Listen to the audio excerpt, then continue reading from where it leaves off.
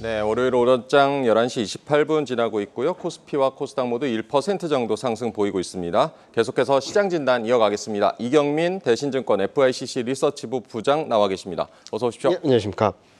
네, 부장님 먼저 코스피 2,600선 다시 회복은 했는데 이번 주 시장 전망은 어떻게 보십니까? 일단은 지난주는 경기 침체 번가는 폭락세 이후에 좀 반등 시도가 있었다면 이번 주는 진짜로 경기 침체는 기우였나 아니면은 진짜로 참 침체가 가시화되는지를 확인하는 과정일 텐데요.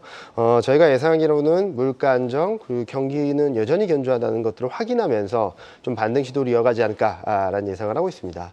다만 오늘 장중 반등이 좀 강하게 나오면서 2610선을 넘나들고 있는데요.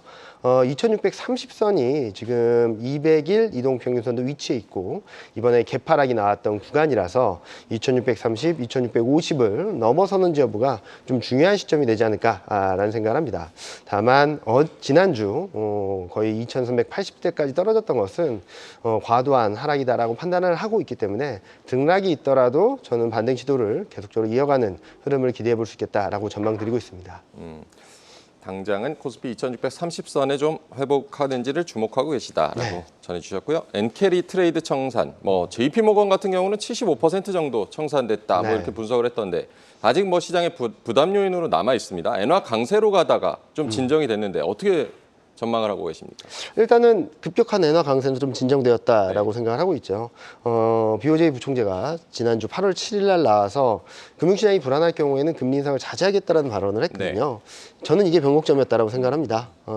BOJ 당시 BOJ 총재의 굉장히 과격한 아니면은 좀 매파적인 발언들이 시장의 불안 심리를 증폭시켰다면 지난주 부총재의 발언을 통해서 향후 BOJ 금리 인상은 좀 점진적일 것이다라는 심리로 돌아섰다는 점들을 좀 주목할 필요가 있겠거든요. 다만 이 과정에서 엔캐리 청산이 얼마나 되었을까? 어느 누구도 정확한 규모나 비중은 모릅니다. 추정을 할 뿐이죠. 그런데 최근 엔화 투기적 순매수 포지션을 보면은 5주 전, 그러니까 엔캐리 청산이라는 이슈가 처음 불거졌을 때는 매도 규모가 순매도 규모가 18만 4천 계약이었는데 지난주 5주 뒤에는 지난주에는 11,000계약으로 줄어들었거든요. 딱 5주 만에 17만 계약 이상 줄어들었고 지난 한 주 동안에만 6만 계약 이상 줄어들었습니다. 이렇게 본다면은 엔캐리 청산은 상당 부분 진행 중이다라고 볼 수 있겠고 이처럼 수급 변수가 진행 중이라면 그리고 남은 물량들이 적어지게 된다면 시장에 미치는 영향력 또한 점차 줄어들 수밖에 없거든요. 이렇게 본다면은 9월 20일 BOJ 회의에서 어떤 결정을 내릴지를 좀 봐야 되긴 하겠지만 향후 시장 흐름에 있어서 엔캐리 청산의 파괴력이든지 아니면 영향력은 점차 잦아들지 않을까라는 전망을 드릴 수 있을 것 같습니다. 네, 엔캐리 청산 우려는 좀 잦아들 수 있다라고 분석을 해주셨습니다. 이번 주 미국의 PPI, CPI 발표도 기다리고 있는데요. 물가 지표가 너무 둔화되면 이게 또 경기 침체 우려 나올 가능성이 있는데 어떻게 보고 계십니까? 일단은 지난주에 왜 고용 지표만으로 시장이 충격을 받았을까라고 한다면 약간의 빌미가 있었습니다. 7월 FMC에서 성명서에다가 이중 책무를 다시 투입시켰거든요. 무슨 말이냐면 그동안에는 그러니까 연준은 두 가지 책무가 있습니다. 물가 안정과 완전 고용. 그런데 그동안은 완전 고용은 아닌 인플레이션 파이터로서의 역할을 해왔었다가 7월 FMC를 기점으로 완전 고용과 물가 안정이라는 두 가지 책무를 위해 노력을 하겠다라는 문구를 성명서에 공식적으로 집어넣었거든요. 그러면서 고용 지표에 대한 민감도가 높아졌죠. 자, 그렇다고 해서 물가가 중요하지 않을까? 그렇지는 않을 것 같습니다. 여전히 물가는 중요합니다. 그리고 PPI는 6개월 만에 둔화될 것으로 예상이 되고 있고 CPI도 4개월 연속 둔화될지를 좀 봐야 될 거라고 생각을 하는데요. 물가 안정 필요하다고 생각합니다. 그런데 이 해석을 어떻게 할지라는 부분들에 대해서는 여러 가지 고민들이 있는데요. 일단은 예상치를 크게 하회하는 쇼크가 아니라면 경기 침체 우려는 좀 과하다라고 생각하고 있고요. 다음 날 15일 날 발표되는 실물 지표, 미국 소매 판매라든지 산업 생산 지표가 어떻게 나오는지가 향후 시장의 향배를 좀 더 명확하게 보여줄 수 있지 않을까라는 생각을 하고 있습니다. 네, CPI도 봐야겠는데 어쨌든 소매 판매, 산업 생산 지표를 더 좀 중요하게 보고 계시는 것 같은데 이 부분은 어떻게 전망하십니까? 일단은 소매 판매는 전월 대비 증가세를 이어간다는 전망을 하고 있고요. 그리고 전년 대비로 본다 하더라도 약간 둔화되긴 하지만 2% 후반, 3% 초반에 여전히 머물러 있거든요. 미국 경기 둔화되는 것은 맞습니다. 그렇지만 지금 시점에서 침체가 올 거다라고 예단하기는 좀 어려운 상황이고 여전히 견고한 소비가 이어지고 있다라고도 볼 수 있는 상황이라서 하드 데이터, 그러니까 심리 데이터가 아니라 실질적인 숫자가 찍히는 실질적으로 판매되는 데이터들을 보여준다는 측면에서 15일 날 소매 판매와 산업 생산이 견조하게 나와주게 된다면 시장에서는 불안 심리보다는 경기 침체 우려가 좀 더 후퇴되는, 즉 CPI, PPI와 소매 판매 산업 생산 데이터를 조합해 본다면 지금까지는 경기 침체 우려가 완화되는데 시장이 안도했다면 앞으로는 물가 안정 플러스 경기 침체 우려 완화, 이 두 마리 토끼를 잡을 수 있는 국면으로 들어갈지 여부가 아마 이번 주에 결정될 거라고 생각하고 있습니다. 네, 15일에 나올 소매 판매 산업 생산이 견조하게 나와야 시장도 조금 더 안정을 찾을 수 있다고 봐야겠습니다. 네, 맞습니다. 네, 최근 시장을 두고 뭐 추세를 판단하기는 아직 이르다라는 진단이 그래도 많은데 변동성을 키울 또 다른 요인들 어떤 거 좀 보고 계십니까? 일단은 지난주에는 경기 침체 우려가 굉장히 극심했고요. 네. 이번 주에는 물가와 경기 침체 이 두 가지를 가늠할 수 있겠죠. 향후 흐름들에 있어서는 지금 시장이 기대하는 금리 인하가 합리적인가라는 부분들을 계속적으로 검증하려고 할 것 같습니다. 무슨 말씀을 드리냐면 지난주 굉장히 경기 침체 우려가 커지면서 연내 125bp, 그러니까 9월에도 빅컷, 11월에도 빅컷, 이 기대감이 들어왔었는데요. 지난주 후반을 지나면서 9월에는 25bp, 11월에는 50bp, 12월에는 25bp. 아직까지 4번 금리 인하 기대가 남아있거든요. 자, 그러면 연준이 이걸 따라줄 것인가, 그렇지 않을 것인가. 경기 침체가 아니라면 4번이 맞을까, 3번이 맞을까. 이 안에서 굉장히 시속 게임이 이루어질 수밖에 없어서 경기 침체 우려 완화로 인한 정상화 과정은 계속될 텐데 이 안에서 시장의 금리 인하 기대와 연준의 스탠스 간의 시속 게임, 그로 인한 등락은 당분간 좀 불가피하지 않을까라는 생각을 하고 있습니다. 이런 그림들은 아마 9월 18일 날 있을 9월 FOMC, 그 전에는 8월 말에 있을 잭슨홀 미팅에서 어느 정도 교통 정리가 되기 전까지는 좀 등락을 반복하면서 완만한 우상향하는 흐름들을 보여주지 않을까 예상을 하고 있습니다. 네, 당장은 뭐 8월에 있을 잭슨홀 미팅부터 좀 네. 챙겨봐야겠습니다. 네, 지난 금요일에 미국 외국인들 장 후반 좀 매수 전환을 하긴 했지만 8월 들어서는 좀 매도세가 강했습니다. 외국인들 매도는 어떻게 보셨습니까? 일단은 7월 말 8월 초에는 여러 가지 악재들이 있었죠. 빅테크, AI주에 대한 성장성 우려, 네. 그 다음에는 경기 침체 우려. 그러다 보니까 외국인 매물이 좀 쏟아질 수밖에 없었고요. 다행히 오늘은 외국인 현선물 순매수가 들어오곤 있지만 그 전까지, 그러니까 최근 반등 과정에서는 외국인 매수가 좀처럼 들어오지는 않았습니다.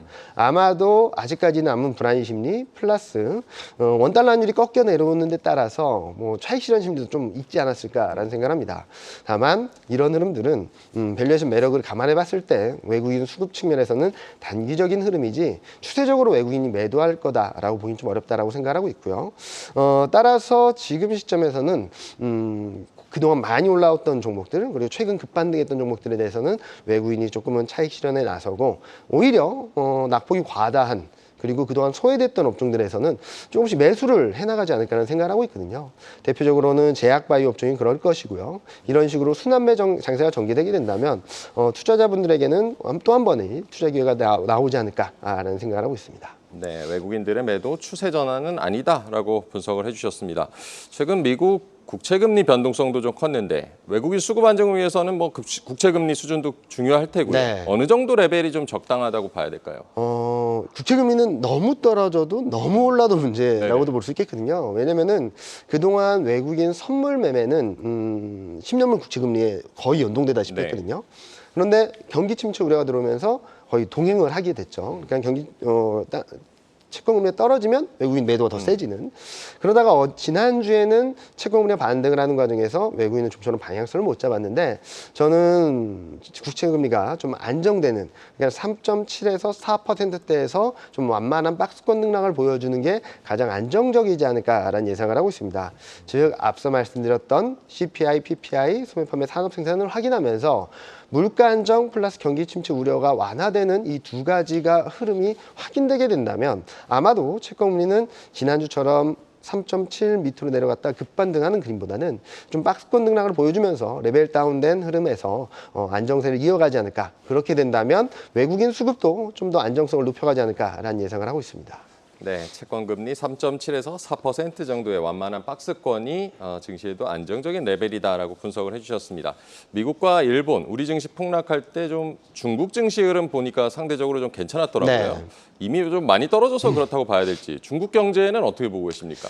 일단은 지난주에 중국 증시가 왜 덜 빠졌냐라는 부분들에 있어서는 외국계 자금들이 많이 안 들어가 있죠. 무슨 말씀을 드리냐면 지난주 많이 빠진 나라를 보면은 나스닥, 네. 니케이, 한국, 대만, 미국 S&P나 유럽 증시는 그렇게 많이 안 빠졌습니다. 네. 중국이랑 같이. 따라서 빅테크 기업들이 많고 그리고 그 엔캐리 트레이드의 중심에 서 있는 일본이 많이 빠졌다 정도로 보시면 될 것 같고 반대로 중국은 외국계 자금들이 좀 일부 많이 나가 있는 상황이고 또 하나는 경기 측면에서 그렇게 나쁜 모습을 보여주지 않았거든요. 특히 지난주에는 예상대로 수입 증가율이 플러스 반전하긴 했지만 예상이었던 3%대보다는 높은 7.2% 증가세로 반전을 했거든요. 이로 인해서 중국 소비가 더 나빠지지 않는다 아니면 바닥을 잡는다라는 기대감이 들어왔을 거고 그리고 물가도 좀 안정세 플러스권에서 유지하고 있고 그런 그림들이 좀 시장에서는 경기가 더 나빠지지 않겠네? 라는 그림들을 약간은 그려줬다라고 생각합니다.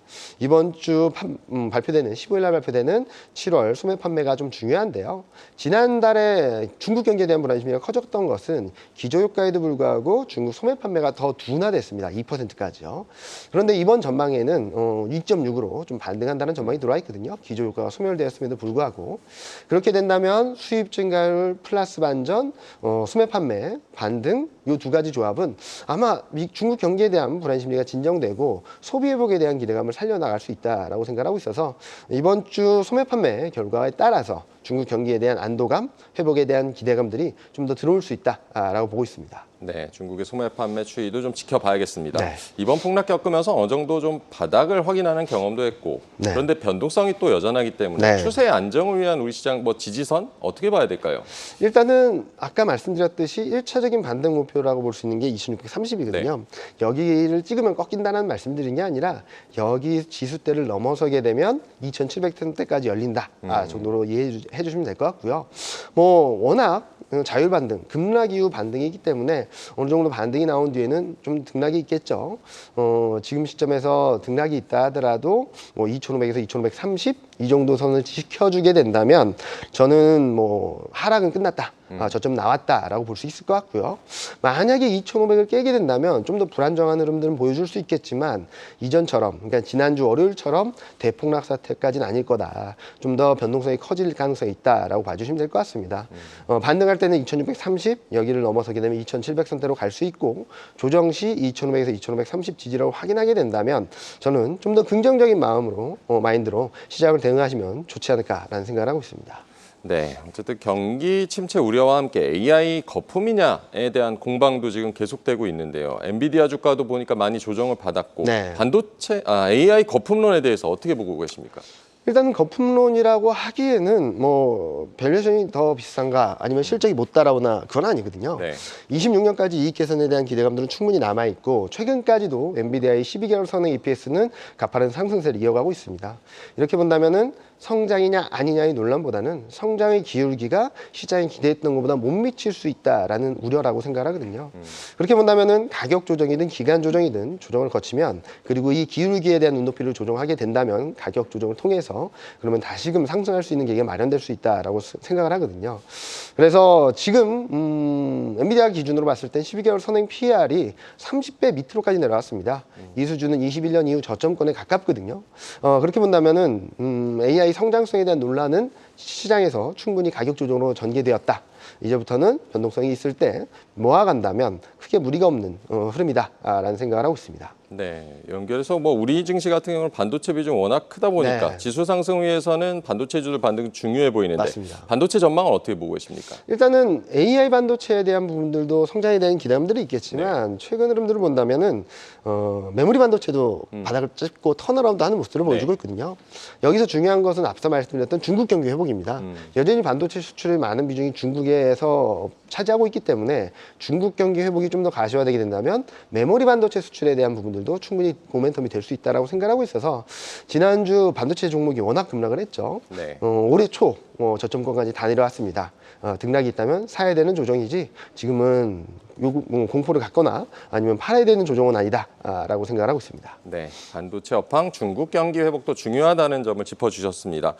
전기차 같은 경우는 화재 우려도 있지만 지난 금요일에 2차 전지주 좀 매수가 유입되는 모습 나타났는데요. 2차 전지 흐름은 좀 어떻게 전망하십니까?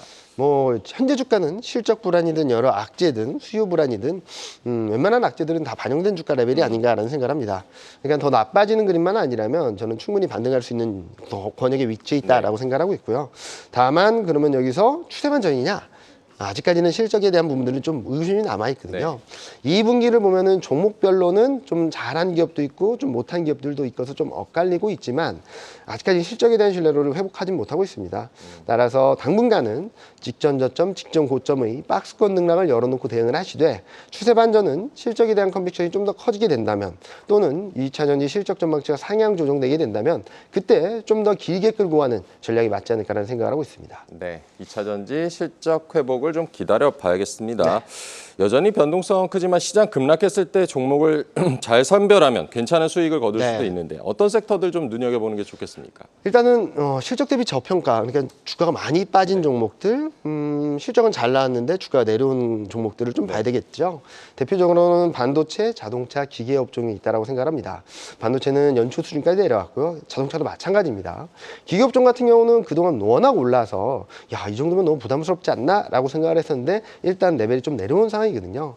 이렇게 본다면은 실적도 워낙 탄탄하고 향후 분기 실적도 올라오고 있는 상향 조정되고 있는 반도체, 자동차, 기계 업종을 중심으로 실적을 바탕으로 한 비중 확대, 어느 정도 포트폴리오의 중심을 잡아주는 전략이 유효하지 않을까라는 말씀을 드리고 있습니다. 네, 반도체, 자동차, 기계 업종의 좀 실적 바탕으로 비중 확대를 좀 고려해봐라 조언을 해주셨고요. 마지막으로 이번 주 또 남은 8월 시장 대응 전략도 좀 부탁드리겠습니다. 뭐 반등 신호 충분히 있을 겁니다. 다만 추세 반전이냐, 2,900을 뚫을 수 있는 시점은 어디냐, 좀 시간이 필요하겠죠. 9월 FMC, 9월 BOJ가 9월 18일에서 20일 정도 있으니까 그때까지는 좀 많이 오른다 싶으면 좀 정리하시고 좀 빠졌다 싶으면 사시는 트레이딩 전략이 맞지 않을까라는 생각을 합니다. 따라서 지금은 욕심내기보다는 짧게 급반등이 나오는 종목들은 일부 정리하고 아직까지 많이 못 오른 종목들, 업종들은 좀 담아가시면서 순환매에 대응하시는 전략이 8월에는 좀 유효하지 않을까라는 말씀을 드리고 있습니다. 네, 매크로 이벤트들 잘 체크를 하면서 트레이딩 전략이 유효하다라고 조언을 해주셨습니다. 오늘 이경민 대신증권 FICC 리서치부 부장과 얘기 나눠봤습니다. 고맙습니다. 네, 감사합니다. 계속해서 다양한 경제 이슈를 알고 싶다면 구독과 좋아요, 알림 설정 부탁드립니다. AI 캐스터 권미정이었습니다.